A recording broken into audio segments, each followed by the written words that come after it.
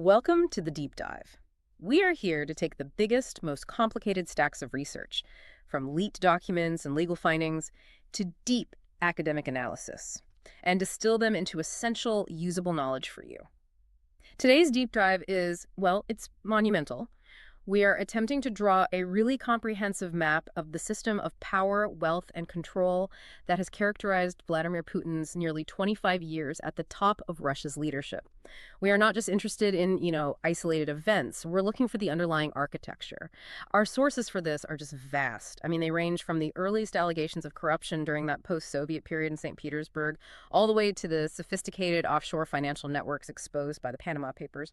And then there's the apparatus of domestic repression, and of course, the very serious international legal charges, including an ICC arrest warrant. And I think the scope of this analysis is really crucial here. We are connecting those initial, small-scale corruption allegations from the 1990s, which at the time were often just overlooked as post-Soviet chaos. Right, just part of the mess. Exactly. And we're connecting them to the mature, state-sanctioned kleptocracy that's operating globally today.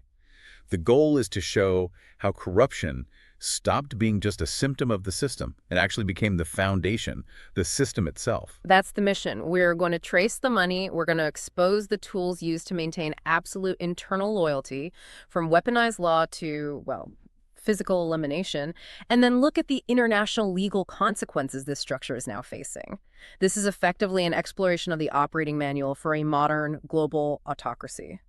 Okay, let's unpack this. To understand the colossal scale of wealth today, we really have to start small. We have to go back to the mid-1990s in St. Petersburg. Right. Because this is the crucible. This is where the pattern of impunity and leveraging state resources for personal gain first really solidify. That's the critical starting point. Back then, Putin was the vice chairman of St. Petersburg's Foreign Economic Relations Committee. He was serving under the mayor, Anatoly Sobchak. And the first major internal alarm was raised pretty early on in 1993 by a local lawmaker named Marina Sally. Yes, and her subsequent investigative report is just. It's foundational to understanding the blueprint of the corruption that would follow.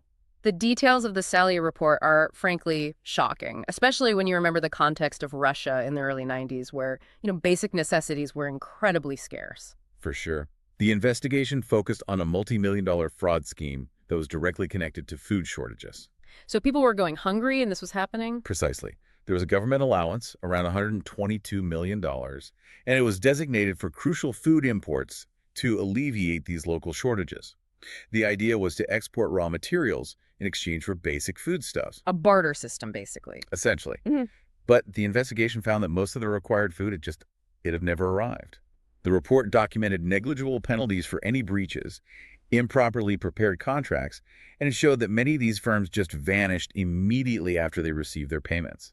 And the most stunning detail, the one that always sticks with me, is that this $122 million allowance allegedly resulted in the delivery of just 2 railroad cars of cooking oil. 2 railroad cars? It's unbelievable. This wasn't minor bureaucratic mismanagement. This was a fundamental failure of a state mechanism that was designed to help its citizens. And Putin's role, as the one responsible for signing the key documents and overseeing that Foreign Economic Committee, placed him right at the center of it. Right. Now, sources indicate that he allegedly never asked Western businessmen for a direct cash bribe. The corruption was baked into the process. How so? Well, for example, real estate contracts often included a fixed 25% overhead charge.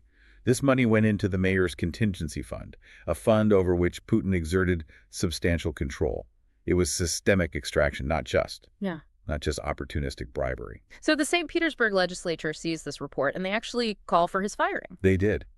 But he faced absolutely no legal consequences. Zero. And that lack of accountability, that really established the precedent, didn't it? It did. Later on, when other criminal investigations were scheduled for trial years later, one was about a massive fuel monopoly allegedly tied to the Tambov crime family, another about misusing the mayor's fund for luxury property. He was president by then. By then he was president, and he was able to successfully invoke presidential immunity. And this is a really crucial distinction. The system was designed to protect the powerful. It established a pattern of rule by law, where the laws serve power, instead of the rule of law, where laws are supposed to serve justice. The alleged connection to these questionable financial flows, it goes even deeper with this company called the St. Petersburg Real Estate Holding Company, SPAG. Oh, SPAG is an essential early link. German authorities actually investigated it in the early 2000s for laundering money. And not just any money. No, potentially linked to the Cali drug cartel. I mean, this is a massive international operation, and Putin served on the advisory board. And that position was critical. It was. Because his presence lent legitimacy. It attracted Western investment.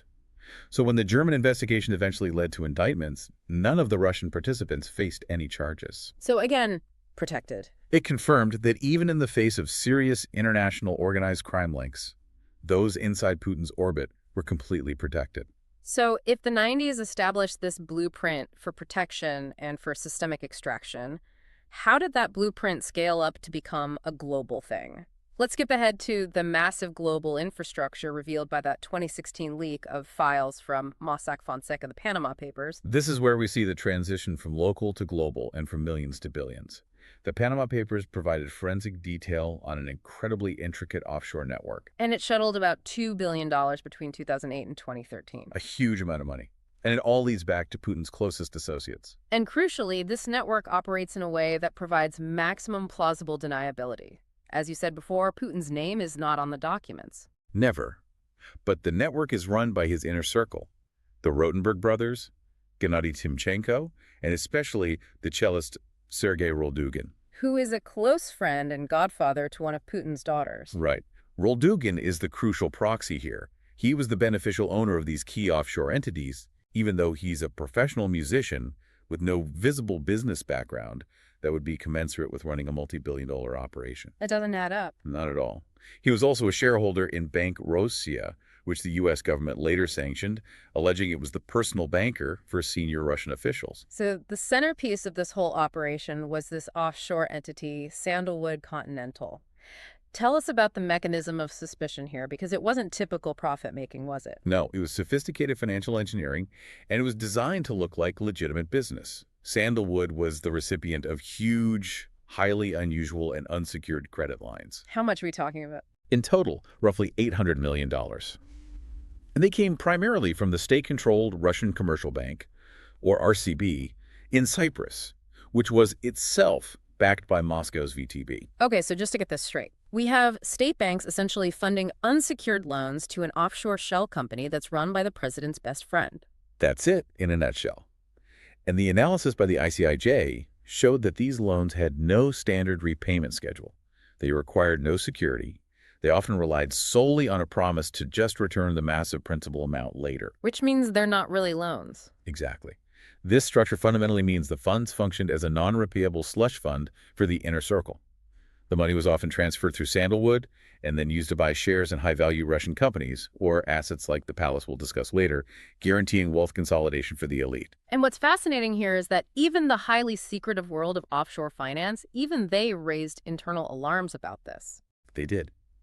Jürgen Mossack, a co-founder of the Panamanian firm, he expressed concern in an email, stating that they might be witnessing payments of questionable origin and purpose. So they knew something was off. They did. And the firm only proceeded with the business after a very specific maneuver was made. A regular repayment schedule was created for one loan from Bank Rosia, and it exploited a Cyprus-Russia tax treaty. So it was all about making it look legitimate on paper. It was all about layering. This complex layering of corporate structures, state bank financing, and tax treaties legally laundered the suspicious funds, shielding the origin and the true beneficiary Putin circle from international scrutiny. This shows corruption as a state structure. It's not a bug, it's the feature. And this trail of evidence wasn't just left to investigative journalists. In 2016, a high-ranking U.S. official publicly put a name to this corruption, right at the very top. That was a highly deliberate escalation by the Obama administration.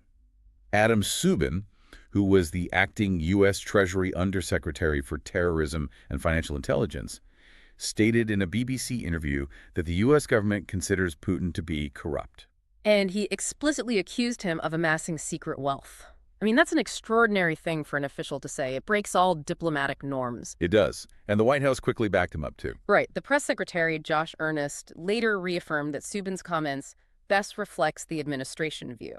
And that phrasing implies that the U.S. possessed precise information about Putin's personal corruption, likely gathered through intelligence channels. So why signal that publicly? Why not just sanction them quietly? What was the point of the public statement? It served as a clear, personalized warning directly to the Kremlin about its deepest vulnerability, its money.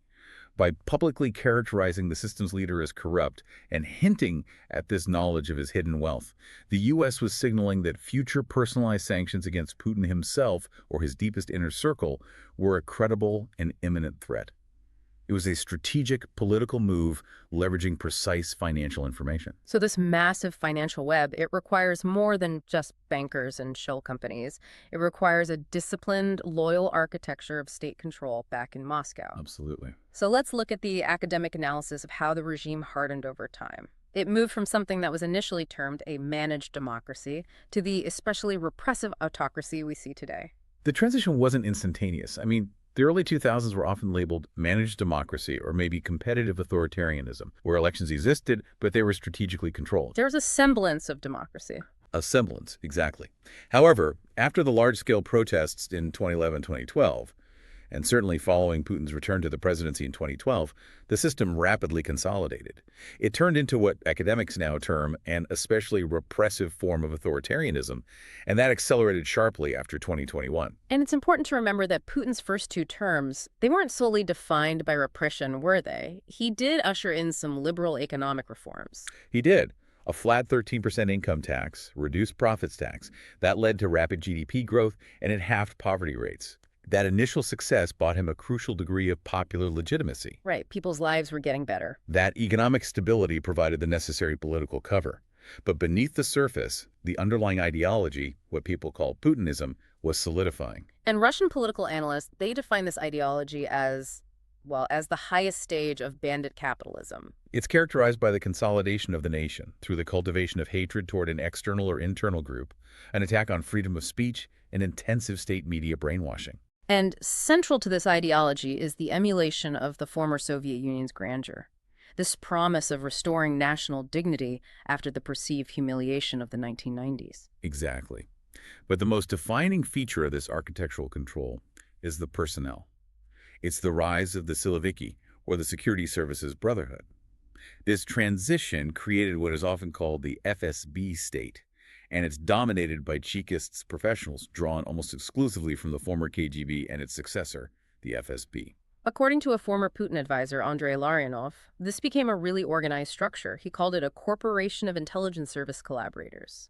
How did this corporation achieve total control? They did it systematically. They seized control of all key government agencies. We're talking about the tax service, the defense ministry, parliament, and all government-controlled media outlets. So everything. Everything. Their objective wasn't just political power. It was to monopolize all security, political, economic, informational, and financial resources purely to advance their own collective interests. That sounds less like a professional government and more like a powerful, unified internal caste or club. That's the consensus analysis. They operate like an isolated, highly disciplined group with a mafia-like culture.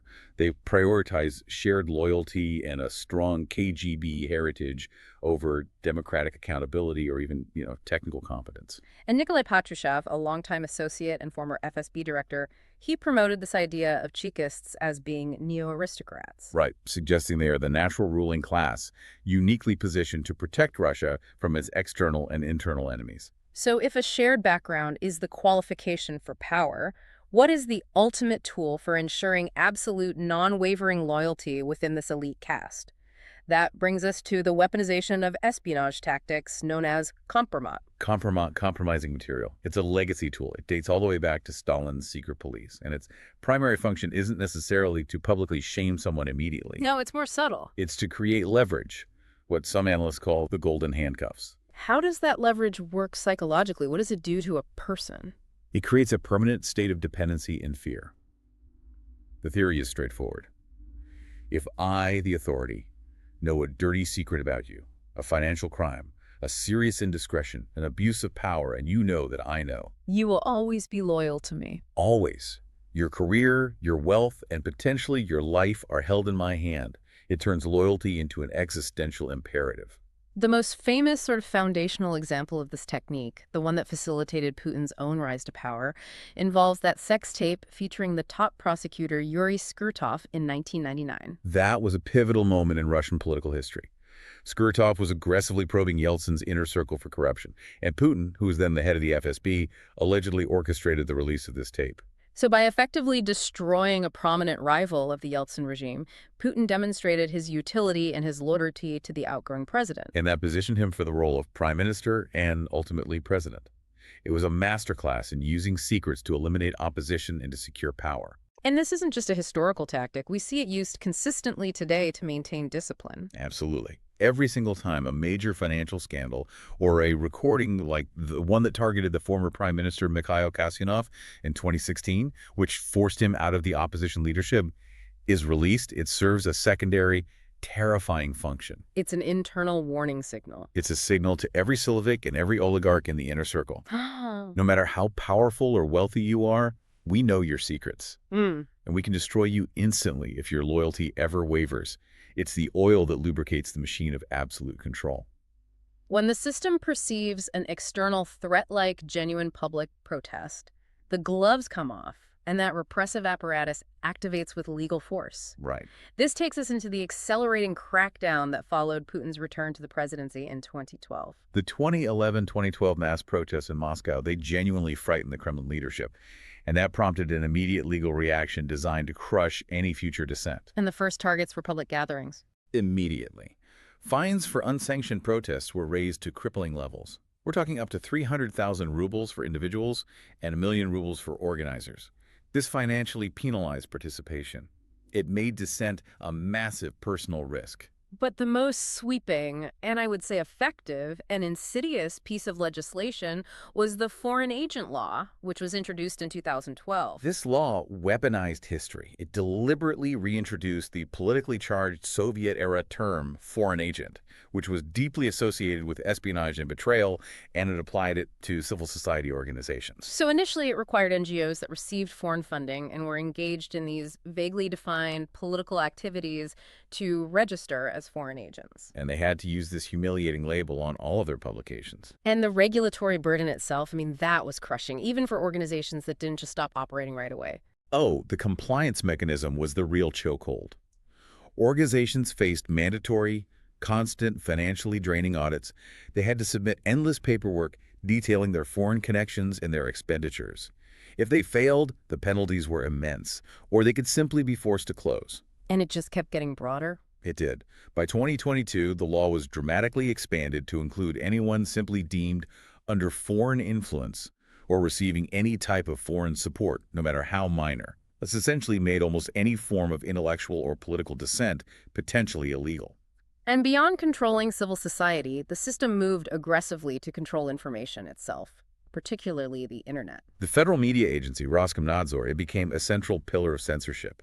They were granted immense power to block sites carrying extremist content or promoting mass rioting within 24 hours. All without needing a court order. No court order needed.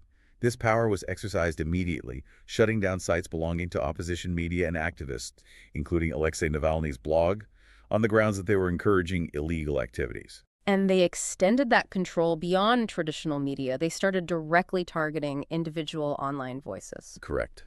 Laws were introduced that mandated that bloggers with over 3,000 daily visitors must register their identities with the state and verify the accuracy of their content. This essentially turned high-traffic bloggers into state-monitored media outlets. It forced compliance or closure. This comprehensive internet control apparatus, it has even forced some major tech companies like Intel to change their internal data policies within Russia. They had to, just to comply with state demands for data localization and censorship. The repression then intensified dramatically following the 2022 invasion of Ukraine. It reached a level that analysts haven't seen since the 1950s. The speed and severity are terrifying. New censorious laws were passed overnight penalizing the disseminating knowingly false information about the Russian military. Which meant that merely calling the special military operation a war could land you in jail. For significant jail time, yes. And what are the real-world consequences of these new laws? I mean, what does the data show? The data tells the story of an unprecedented purge. By December 2023, authorities had opened nearly 800 criminal cases related to anti-war activity.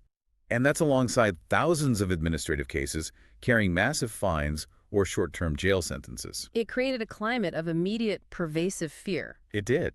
Public opposition to the war became a legal, life-altering hazard. And the final economic weapon of oppression is the formalization of asset confiscation. This is perhaps the most chilling recent development because it destroys the economic base of any potential dissent. Putin signed a law allowing authorities to confiscate money, valuables, and other assets from those convicted of discrediting in the military or inciting extremist activities. And officials claimed it was only for assets gained through criminal means. But the reality is that the new, vague definitions of discrediting the military allow the state to legally destroy the economic viability of anyone who speaks out. Sadly, the tools of repression are not limited to just legal frameworks. We have to discuss the long and disturbing pattern of prominent critics who have died violently or suspiciously, often even overseas. It suggests the long arm of Moscow's security services. It does, and this pattern is the system's ultimate enforcement mechanism. The 2006 murder of former spy Alexander Litvinenko in London remains the benchmark. He was poisoned with polonium-210. In his deathbed statement, he explicitly accused President Putin of ordering his murder. In the subsequent UK public inquiry, they didn't pull any punches. They confirmed this, concluding that Putin had probably approved the murder. And the details of that case, they reveal the immense coordination required. It's incredible. It is. Polonium-210 is a rare, highly controlled radioactive substance. Traces were found all across London, in hotels, restaurants, even on British Airways planes that were used by the assassins. This indicated a state-sponsored operation of immense sophistication and risk. And it demonstrated a willingness to breach international sovereignty just to eliminate a threat. Unfortunately, the list of political rivals and critics who've been silenced has grown tragically long since then. It includes high-profile figures like the opposition politician Boris Nemtsov, shot dead near the Kremlin in 2015. Journalists like Anna Politkovskaya, murdered in Moscow in 2006, and Anastasia Babarova, assassinated in 2009. And of course, the 2024 death of Alexei Navalny in an Arctic prison, an event that opposition members universally attribute to political assassination, especially after his near-fatal Novichok poisoning in 2020. But the pattern doesn't just target external critics. It includes those who were once insiders. That's a critical point. The system also eliminates internal threats. People like the former insider-turned-critic Boris Berezovsky, who was found apparently hanged in the UK, and whose associates also died mysteriously. And most recently, Yevgeny Prigozhin, the head of the Wagner Group. He died in a suspicious plane crash shortly after his short-lived armed rebellion in June 2023. This pattern ensures that everyone, from a street activist to a powerful warlord, understands the existential consequences of challenging the system. The ultimate global manifestation of this power structure is, of course, the invasion of Ukraine and the resulting international legal fallout. And this led to a landmark moment in March 2023 when the International Criminal Court took action. The ICC issued arrest warrants for Vladimir Putin and for Maria Lvova-Belova, the Russian Commissioner for Children's Rights. And the charges? The charges allege responsibility for the war crime of unlawful deportation and transfer of children from occupied areas of Ukraine into the Russian Federation. What is the specific legal significance of that under the Rome Statute? Well, under Article 8 of the Rome Statute, the deportation or transfer of a civilian population constitutes a very serious war crime. The ICC prosecutor's evidence suggests these transfers were non-consensual and that they occurred on a mass scale. And they were often facilitated under the guise of re-education or adoption schemes, which permanently severs these children from their families and their cultural identity. The UN Commission of Inquiry also characterized these actions as a war crime, reinforcing the legal basis for the charge. The fact that the ICC issued this warrant against the leader of a permanent member of the UN Security Council is just. It's historically unprecedented. It fundamentally changes the geopolitical status of Vladimir Putin. He goes from being merely a head of state to an indicted war crime suspect. It severely limits his international movement and his legitimacy. It's a signal. It effectively signals that the immunity traditionally afforded to powerful leaders can be challenged when they're facing grave charges under international law. But enforcing this warrant, that's the major challenge, isn't it? Given Russia's non-cooperation, we saw this diplomatic dilemma play out vividly in September 2024 with Mongolia. Right. Mongolia is a state party to the Rome Statute, which means they are legally obligated to cooperate with the ICC. And when Ukraine requested that Mongolia arrest Putin during his planned visit, Mongolia chose political expediency over its legal obligations and failed to carry out the arrest. This complex diplomatic act led the ICC to refer Mongolia to its oversight body, the Assembly of States Parties. so it highlights the severe tension between, realpolitik and international legal compliance. Exactly. The international reaction to the warrants and the war has been severely fractured, though, which complicates any unified pressure campaign. Absolutely. We've seen strong condemnation from certain quarters. Poland, Canada, and Latvia have officially recognized the events in Ukraine as genocide. Australia explicitly linked new sanctions to the ICC warrants. But on the other side, Several significant global players, including China, Cuba, Hungary, Serbia, Slovakia, and South Africa, have either criticized or openly rejected the ICC decision. And furthermore, since 2025, the U.S. government has also voiced criticism, which further weakens the global enforcement consensus. this issue received significant attention in the U.S. Congress. In April 2023, the House Foreign Affairs Committee held a hearing with Ukraine's Prosecutor General, Andrei Kostin. Kostin provided damning testimony about the ongoing atrocities, and he made a strong pitch for U.S. support. He asked Congress for two specific things. Which were? First, material support for the creation of a special international tribunal, specifically targeting the crime of aggression, which is a separate charge from the war crimes already cited by the ICC. Okay. And second, he requested the sharing of specific U.S. intelligence information that could not otherwise be obtained. Nice. He argued this would be vital for building robust cases against Russian perpetrators in various international bodies. Shifting to the ideological justification for all this, Putin has long relied on a specific, revised historical narrative to defend his actions, particularly the war in Ukraine. This narrative, according to our sources, is effectively a weapon. It is a deliberate effort to falsify or twist history for political ends. Mm-hmm. The core myth Putin promotes is that Russians, Ukrainians, and Belarusians constitute one people, a triune Russian nation. And he uses this to deny any historical basis for the Ukrainian people existing as a separate, distinct nation. Right, and he claims that external forces, the West, are constantly seeking to divide and rule Russians, which justifies his intervention as some kind of necessary unification. But historical analysis shows that this revisionist view deliberately ignores centuries of complex, often painful, separate historical facts. It completely does. For example, he conveniently omits Ukraine's long-standing historical ties with the Polish-Lithuanian Commonwealth, which dominated the region politically and culturally before Catherine the Great's expansionist period. And that context is critical. It is, as it shows Ukrainian identity was shaped by non-Russian influences for centuries. Furthermore, he skips over crucial moments like the attempted Treaty of Hadiak in 1658, which nearly sealed a Polish-Ukrainian union. Which fundamentally contradicts the idea of perpetual, inevitable Russian-Ukrainian unity. By skipping over these facts, he constructs an entirely imaginary, politically useful identity that modern Ukrainians overwhelmingly reject. He also uses the memory of World War II, or the Great Patriotic War, as a source of manufactured legitimacy. This is a powerful yet politically toxic myth. Putin transforms the memory of the victory over Nazi Germany into a moral debt. This ensures that present-day Russia has a monopoly on legitimacy in the fight against Nazism, a term he incorrectly applies to the current Ukrainian government. And that allows him to cast his military actions as necessary and morally righteous. But this narrative is deeply problematic for historians because he bans the equivalents of Nazi and communist totalitarian regimes. For countries like Lithuania, this revisionism is an act of insult. For them, May 9th, Victory Day marks not liberation, but the continuation of Soviet occupation and totalitarianism. The immense power and centralized control we've been discussing, it's all projected through a highly curated public image. It's designed to convey omnipotence. Right. But beneath that surface, there are these persistent signs of personal insecurity, particularly regarding health, seclusion, and the widely rumored use of body doubles. These theories, while, unconfirmed by any official medical records, they focus on alleged inconsistencies in Putin's public appearance. Subtle differences in his chin line, his earlobes, his wrinkles. And proponents of the body double theory, they speculate that doubles are used primarily for security reasons, or perhaps due to chronic health issues. These rumors gained significant traction during the COVID-19 pandemic, where he became noticeably isolated, and then again after the 2022 invasion. And Ukrainian intelligence has even weighed in on this, haven't they? They have. Kirilo Budanov, the head of Ukrainian intelligence, alleged in May 2023 that there are at least 3 people who periodically appear in public.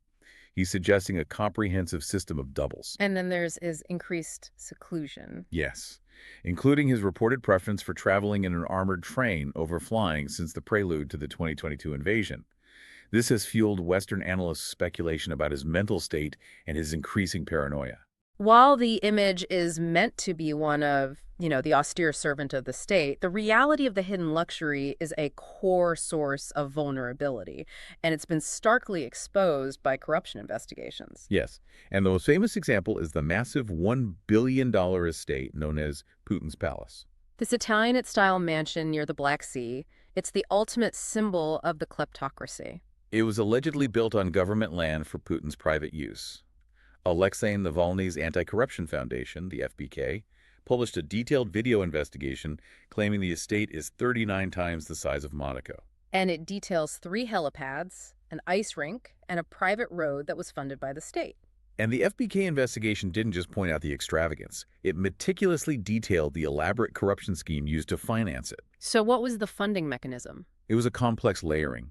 The investigation alleged that a scheme involving Putin's inner circle oligarchs and friends was used to funnel billions of dollars through front companies and shell organizations to build and maintain the property. So it was a clear demonstration that state-sanctioned corruption wasn't just enriching individuals, it was explicitly servicing the personal luxury of the ruler. And operating completely outside any legal framework. And this hidden life, it eventually led to a dramatic and symbolic act of dissent from within the inner circle itself. This is a fascinating narrative rupture. Elizaveta Krivonogik, who is widely believed to be Putin's secret daughter, re-emerged in 2025 as a vocal anti-war activist in Paris. Right, and she openly condemned an unnamed man for destroying her life and for being responsible for the deaths of millions. It signaled a dramatic personal and political schism.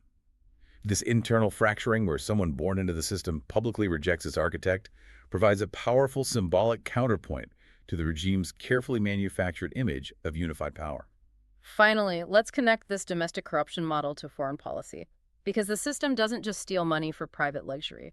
It actively exports and weaponizes corruption to destabilize foreign democracies. This is a critical component of the system's external strategy. The Medvedchuk scandal is a perfect case study. Ukrainian oligarch Viktor Medvedchuk, who is Putin's close ally and godfather to his daughter. He allegedly ran a Prague-based Russian propaganda network called Voice of Europe. He did. And the function of this network? What was it exactly? It served as a conduit for anti-Ukrainian narratives. It was actively distributing disinformation across Europe and, critically, it was allegedly paying European Parliament members to promote Russian interests and policies directly within EU institutions. So this illustrates how illicit finance is converted into political influence, weakening Europe from the inside out. And the fact that Medvedchuk could still operate and retain EU-based assets highlights a significant vulnerability within Europe. It really does. It does. The European Union sanctions lists were slow to align fully with those imposed by allies like the US and the UK. And that allowed Medvedchuk the financial maneuverability to facilitate these alleged illicit influence activities. And the ability for the Kremlin's network to use weaponized corruption to infiltrate and pay off elected officials in democratic institutions is arguably one of the most dangerous external consequences of the system we've outlined today. #outro. So in synthesizing these vast sources, from the earliest allegations in St. Petersburg, which established the rule of impunity, through the intricate web of the Panama Papers, which globalized the extraction, the system of Chica's control, which guarantees absolute loyalty, the crushing of dissent through legal and legal means, and finally the ICC warrants, what we have laid out is a comprehensive system. It is a power structure that demands absolute personal loyalty. It enforces it through immense financial reward and existential threat. And it uses manufactured historical narratives and legal repression to maintain power domestically while exporting instability abroad. The key takeaway for you, the listener, is that these sources provide a detailed, necessary blueprint. They show precisely how the personal power structure in Russia is not just adjacent to, but inextricably linked to, state-sanctioned corruption and repression. And it's all operating beneath a veil of manufactured legitimacy and historical destiny. This is not arbitrary authoritarianism. It is a meticulously crafted systema. So what does this all mean? Well, while the regime attempts to project an image of omnipotent stability, whether that's through constitutional amendments allowing rule until 2036, or the continuous chilling use of Kompromat to keep insiders loyal, the mounting evidence of mass protests, the staggering cost of war casualties, and the unprecedented global legal pressure of the ICC, they suggest a deep internal contradiction. The reliance on such extreme repression, financial secrecy, and ideological control is ultimately a reaction to the persistent vulnerability of an autocracy, fundamentally based on a myth of competence and popular support. The question that remains, and the one we leave you to mull over, is this. What happens to a system when the myth finally collapses under the weight of its own internal contradictions and the accumulating pressure from within and without?